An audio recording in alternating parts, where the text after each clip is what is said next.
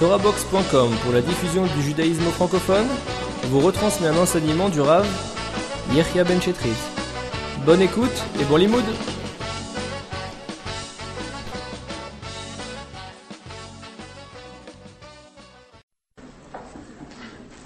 Alors on va essayer de traiter ce soir le sujet bien connu du Mishkan et de la Trouma, la notion de la Trouma, notion un peu difficile à saisir, et de la construction du Mishkan, du sanctuaire que Hachem a demandé qu'on construise dans le désert.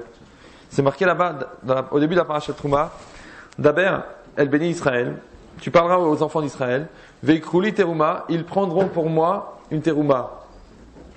Mais et kol ish, de tout homme, Asher devenu libo, qui aura l'intention de le donner, Tikrou et terumati, vous prendrez ma terouma, vous prendrez donc ce prélèvement. Et après c'est marqué, Veasuni migdash veshachanti betocham, et je ferai un sanctuaire, vous ferez un sanctuaire, veshachanti betocham, et je résiderai betocham parmi eux.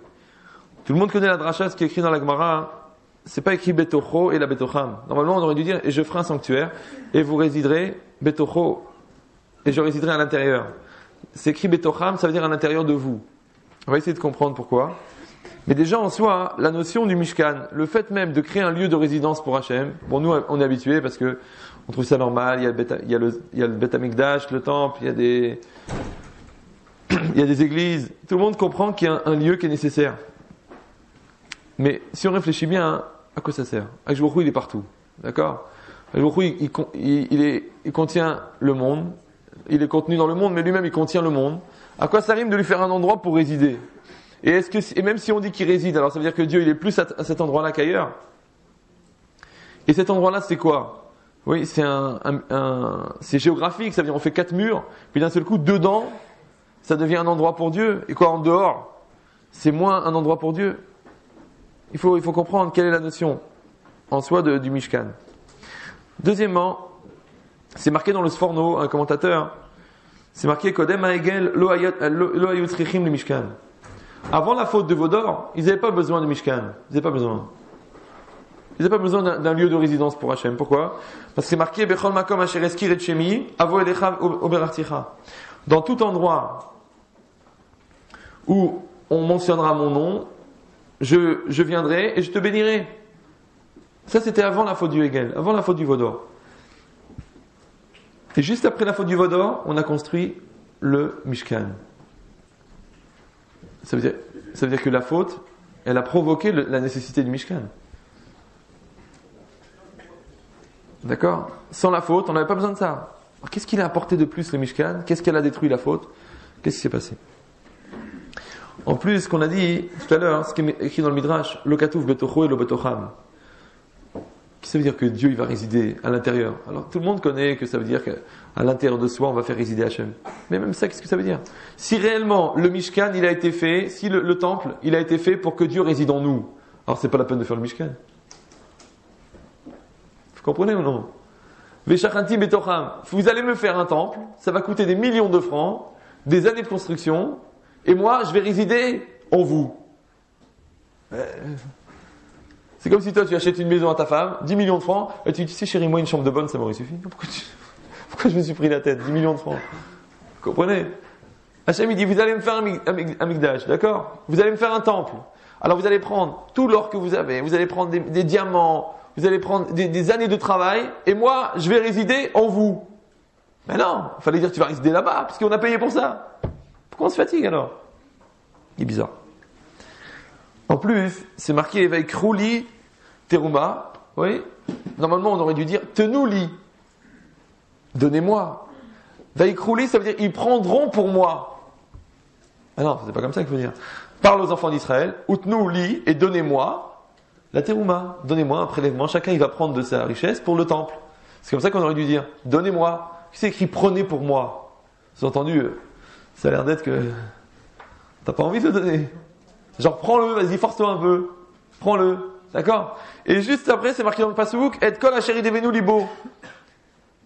Ce que tout homme va donner de bon cœur. Alors, je comprends pas, on le donne de bon cœur ou on le donne de mauvais cœur? On se force? On est content? Comment ça va? Qu'est-ce qu'il faut? Quel argent il faut pour faire le temple? Il faut de l'argent que les gens ils se forcent à donner parce que, c'est Arma, t'es obligé, hein. T'as peur de mourir? Ou non, tu le donnes parce que t'as envie de le donner, t'es content de le faire. C'est marqué les deux dans le même pasouk. Veikrelu teruma, me'et kol ish, asher idevenu libo. Et vous prendrez pour moi une teruma, donc on se force, un ordre, de tout homme, asher idevenu libo, qui te donnera de bon cœur.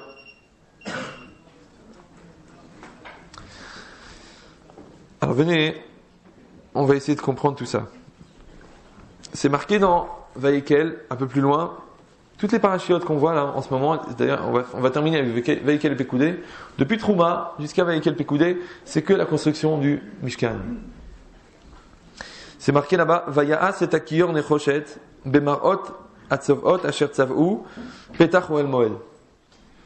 Parmi les ustensiles qu'il y avait dans le Mikdash, il y avait un bassin, une espèce de récipient comme ça avec des robinets et avec de l'eau qui coulait pour que les Kohanim se lavent les mains avant le service divin. D'accord. Maintenant, ça c'est un symbole de pureté. C'est un symbole de ce que quelqu'un doit faire pour pouvoir rentrer dans la proximité avec Hachem. Alors, ils ont demandé avec quoi on a construit ce kior, avec quoi on a construit ce bassin pour se laver les mains. On l'a construit avec des miroirs que les femmes ont offerts. Là, c'est marqué. Vaya c'est akior nechoshet. On a fait donc ce bassin en airain, bemarot atzovot, avec les miroirs, des femmes qui se sont rassemblées à Asher Tzavou, Petach Oel Moed, à la porte de la tente d'assignation. C'est-à-dire que il a demandé, il a dit alors, et maintenant vous allez faire le kior, et les femmes elles ont amené d'elles-mêmes, elles ont amené leur miroir pour pouvoir fabriquer ce kior. Alors là-bas c'est marqué que Moshe Rabbeinu, au départ, il n'a pas voulu prendre les miroirs. Il a dit, attends, à quoi ça sert les miroirs? Les miroirs, ça sert à se rendre belle, oui, pour aller faire des bêtises.